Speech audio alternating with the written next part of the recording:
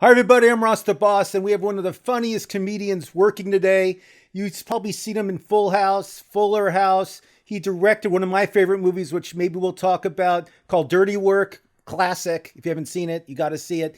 He has a podcast, which is we'll talk about also, which is fantastic. I watched it last night. Let's welcome Bob Saget. Bob? Thank you. When you said one of the greatest comedians, I thought you were going to somebody Chris Rock was going to be on. I got excited. Wait, it's not. Oh, no, you know that I've known you for many years, and you know that I've always thought you were one of the funniest guys working.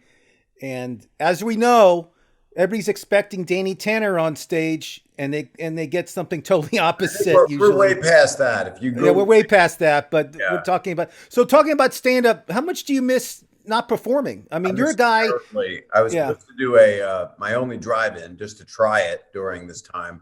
It was scheduled for December 12th, but I moved it to January 16th because COVID restrictions. And so we'll see if that one can happen. Where people are in their cars, but still, there's a California lockdown stuff going on. So So if I something's funny, do they do the brights, or how does it work when do Well, the they do the big win? joke is Bill Burr told me a lady, instead of heckling him, just drove away. That's hilarious. It's a funny joke. I mean, that's great. So, So no, it really happened. The funniest stuff, it just really happens. so when they leave, they don't leave. They just leave through their car, which is a lot more. Yes, they don't run out; they drive away. That's very funny. So, And we're a you're sports probably show. Ross. I just want to say that you and I know each other from your many years of being a producer on the Tonight Show and a lot of shows. We've always, Tonight Show, evening at the Improv. Remember those good old days when you used to come to the club yep. and grace us with your presence? And that was before Full House, so you knew what kind of a sick bastard I was. Oh, you were great, but you were the same guy. You never changed. It was great. So let's talk about the Dodgers. I went to the World Series. I saw the Dodgers win it in Dallas. Actually, I was there. I've seen you at Dodger games. I got there a lot of bobbleheads back here. A lot of I them. that's what I have some too. But were you happy the Dodgers won? I mean, did you watch the games? I know I seen you at Dodger games. You and I ran into each other a few I times. watched a couple of them, and I was really happy. It's just a really weird circumstance to be watching them. You want to be a fan. You want to have the audience there. You can be a fan, and I thought it was wonderful that they won. I mean, LA doesn't have that much hometown spirit for a lot of people because it's so spread out and everybody's from everywhere and being kicked out of of the state. But otherwise, people or moving at this point to other countries. But this is a town that really can use that something that pulls people together. So I was really excited about it. But you And, grew up you grew up in Philly, so Yeah. So the Phillies were not doing really well when I was young, but the Flyers were. So I was there when the Broad Street Bullies won the Stanley Cup, and you would have thought it was a riot of other proportions. You wouldn't have thought it was sports related, but that's what Philly does. They turn cars you upside can't down. tell the difference. They set them No, on I mean in fire. Philadelphia, you can't tell Right. the difference between a championship and just a given day. I remember that team. They had Reggie Leach, Rick McLeish, Bobby Clark, Bernie Yeah. Perrant, Bernie Perrant. Ross Longsbury, who I'm named after. I mean, Right. that was a great team. I remember that team. 1975, you guys won the Stanley Cup. It was great. And They're it was, amazing, but they were beating the crap out of people. I mean, just literally cutting them and gutting them, and that was they don't do that anymore. It's not people no, do that, just people, no. just out on the And, streets. I mean, if They you want to discovered the watch Ten Commandments. You don't do that stuff a anymore. movie called Right. Thou Slapshot, shalt not. Thou shalt not. Thou shalt not. Yeah, it was like Slapshot. It was yeah. just like that. And I've done a lot of. I did coaching for some celebrity games where, like, even the great one, Wayne, was there, and they would say, "Bob, do you know anything about this?" I don't know. First string, second string. I don't know anything. So I would just say, "Go ahead, piss on them." I would just yell and they would just laugh. I would just basically curse at them and tell them to go out in Wait, different are you ways. saying you got to coach Wayne Gretzky? But he was there, and he went out and looked at me like, "Okay, enough of that. Let's get a real coach here." But it was all celebrities. It was a long time ago. And then later, after he retired, I got to do it like one more time or twice more. So it was an honor to do that. And I've met a lot of people. And as far as the Dodgers go, I've done a couple really fun things. I actually played a game there, the Hollywood All Stars, which is before the game when no one's there. But I got to be there with friends like Johnny Silverman and Scott Bakula and people that really played. And I got turf toe. I I hit a line drive and then I ran to first base, and John Sally was the first baseman. And I got so excited that I made it, but I didn't realize I'd taken my toenail off. And I jumped up on John Sally, and he held me like a small baby. And he looked at me and said, "Are you the new Jew kid in the neighborhood?" And I said, "Yes, sir." And then I offered him different price ranges just to be, putting down my own culture. But it was, I've had a lot of fun, and I sung the national anthem in a few games at the White Sox. You have really? I sung the national anthem at the White Sox and at the Angels. I got to do. I didn't know you could sing. I'm very impressed. Well, with you. I just was on The Masked Singer, and I made it 2 weeks in a row. I should have won the damn thing. I saw that too. You were the mushroom, right? Yeah, but no. I'm Squiggly. You're Squiggly. I'm Squiggly Monster. That's me. That's it. Yeah. Oh, that's you. Yeah. So, I mean, that was not an easy thing to do because you got a diving helmet on. So, yeah, but I sing, Ross. If you read, I know you play the guitar. You play the guitar. I know. In all my sets. I know all your material. I wrote it for you practically. No, but it's amazing how many people say, "I don't know you sing." And then I was nominated for a Grammy for a special of mine, and 25 minutes of it is music. So and it does well. I guess what do I have to do to get noticed here? It's unnoticed. I don't understand. But Squiggly gave me some cred in the singing area. Squiggly really did. I actually watched The Masked Singer. I'm friends with Ken Jeong, as you know, Dr. Ken Jeong. I love another Ken. doctor. I love and the show is like the #1 show on Fox. I mean, the show is. Yes, the show is a phenom. And then I was watching one night. The next show, you were another judge. You were a judge on a show right after. Yeah, panelist on I Can See Your Voice. I was on it twice. And that's a great show because you don't know if people are bluffing if they can sing or not. And you're trying to win money for somebody. And I did well on there. I had a good judge of character. You were great. I actually watched it accidentally. I just turned really it on. I see Bob. I see you on a show. I'll watch it. If you're not on, I don't watch it. Well, the I only reason watch I'm stuff on Bob those Saget shows is basically I'd said no to The Masked Singer for years, and then I guess this is his 4th season, and I knew Nick Cannon, and I know Ken. I've known Robin Thicke since he's 9 because his dad Alan is my friend, and Robin's my friend, and I'd met Nicole and Jenny before, and then Wayne Brady was a guest judge on Masked Singer. So like I was talking to Ken while I was doing I Can See Your Voice, and he said, you should do Masked Singer. And I said, no, I'm not. And I'd already been fitted for the costume, and I had to lie to him in texts. It was very funny. That's funny. Yeah, I forgot that. Very secret. I actually did some stuff with them for the Emmys a couple years ago, and they were very secretive. I couldn't bring my phone. I had to sign a release. It's a crazy thing. Insane. A lot of security. And with COVID, I had a sweatshirt on it that said, "Don't talk to me." And I wore a mask and a visor and a hoodie on that special sweatshirt. And then I never met anybody else from the show. I didn't know I was standing next to Paul Anka. He was broccoli. I'm like pissed at broccoli. I don't like being competitive. That's why sports was always you don't know who you don't know who you're competing with. That would be really hard. No. Yeah. So talking about sports, it's very strange. A quick trivia. Scary. Bob, tell us about your podcast. I want to hear my podcast. I'm very proud of. It's doing really well. It's Bob Saget's Here For You is the name of it. And there's another one called Here For You, which I didn't know. So on Full House, you actually played a sports reporter. At first, and the first job you had. Right, but I didn't know much about sports, so they changed me to a morning talk show host, Wake Up San Francisco, pretty quickly.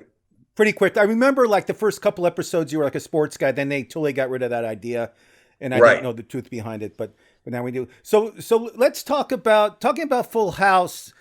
Your cast is it's kind of crazy how tight you guys are. Yeah. For the past almost 30 years. I mean, you guys are like this. Yeah, 1987. I mean, you are a real family, right? We are real. We're more of a family than some families, and we talk to each other I as believe much as we can, and we hurt when we're hurting, and they've helped me through a lot of hard times, I've I mean, been through a bunch I of mean, you're crap. you're really close with John Stamos. Is like your best friend. John and Dave and I were texting each other just this morning and talking about all kinds of strange things and, mostly about flatulence because that's what Dave Coulier has to talk about. And it is a common thread, so it's okay. No, I think it's great. I mean, you hear about shows, people come on, they never talk to each other again. Yeah. But you guys are a real family, and I got to commend you because I've worked on many shows, as you know, and people just lose contact, and Yeah. it's part of life. But it's unbelievable how all you guys just stick together, and it's great. I think it's fantastic. To talking about shows, I love your new show. I Here never for You. finished about the podcast. I never told you anything. I was going to circle You're back a to great it. Right. interviewer, but I never You got said- to tell you. No, it's funny because I actually was thinking. So I asked you. You said you were very proud of it, and then Ross went off on a tangent. And then, I was yeah, like, Ross, you started No, off. I man. want Bring to it ask you back. about it. This is what I try not to do in my podcast. I No, try but- to stay on the question. Talking about your podcast really quickly, Bob. So I'm your gonna- podcast, it's not all jokes and fun. No, it's- it depends on who the guest is and it Right. depends on where I'm at. And the idea of it, I started it while I was out touring and doing stand-up all last year.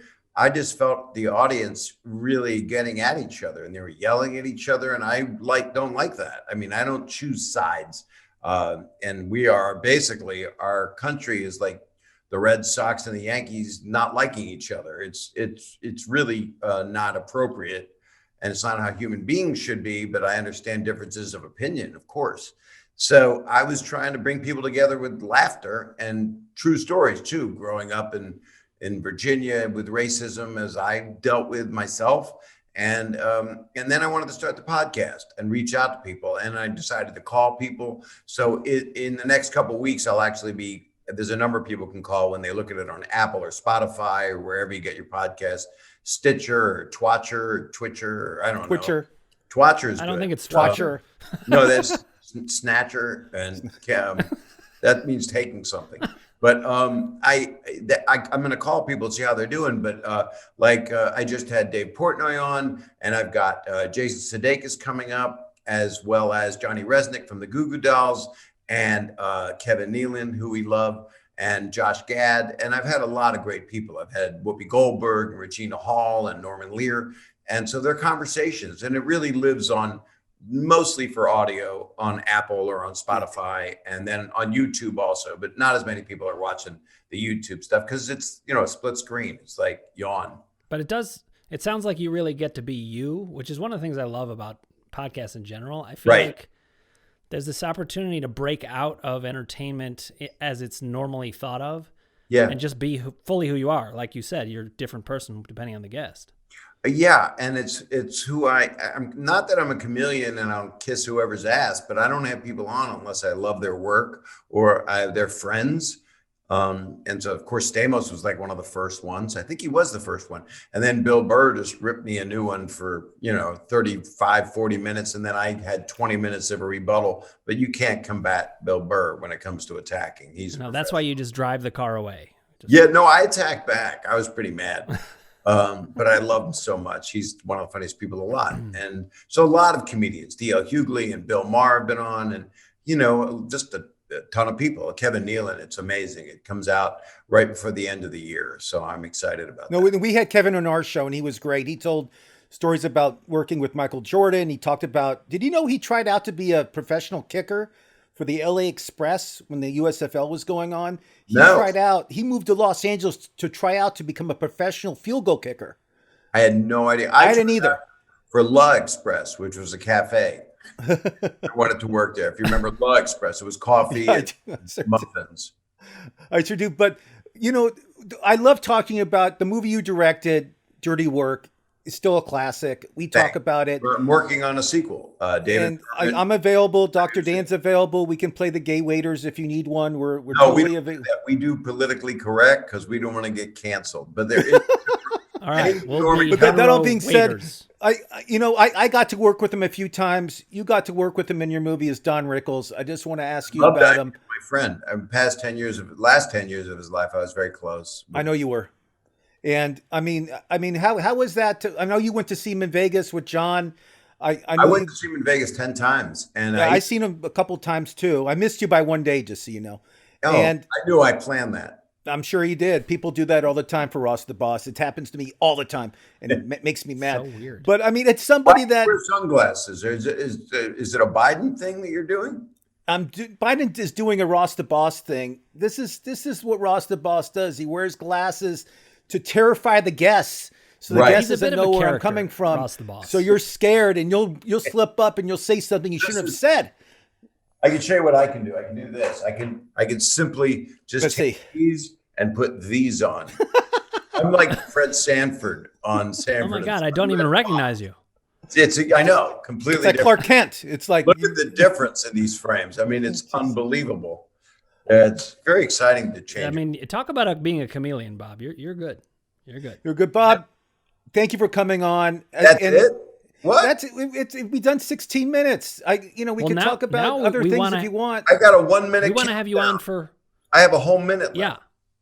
yeah. You have a whole minute. Listen, you're No, it's you're the over. boss here. Well, Bob, thanks for coming on. But Thank you for we're having gonna me. see you.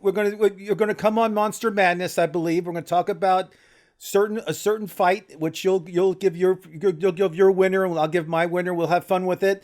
Great. Bob Saget here for you. Podcast. Bob Saget's here for you. I'm glad you Bob studied. Saget's here for you. Bob Saget's here for you, and it's on Apple, Spotify, Apple, wherever Spotify, you get your YouTube. podcasts. Dan, I'm sorry we didn't talk. I mean, Ross just does what he does. It's I don't- very hard. I know you and I will have to sync up later. It's hard to get a word in with Ross. We all know. You're a that. real doctor, and Yes, I am. very you have crazy. the vaccine. Do you have it? I was one of the people who created it, but no, I have to say that's a lie. Wow. I don't have the vaccine, but I can cure chronic pain with just changing thought process. So we'll talk about that. I'm happy to, but we can't have Ross there. You adjust people and stretch them, or do you put your pinky in their butt? It's actually not physical at all. So I'm a psychologist, and I help people change their thought patterns, and that changes Right. the actual physiology when they're in a feedback loop. And these are the things you learn when Ross isn't talking. Right. But he gave me a very nice introduction, though. This is interesting. This is why I go to therapy. It's helped me. I go to therapy because of what Ross has done to me during this. It was one time. Yeah. There's one I had to pick finger. up It's an not a extra big deal. therapist. Lying with a blanket over my head, she asked if she could see who was under the blanket with me. I said, you don't want to find. It is Hideki Matsui in my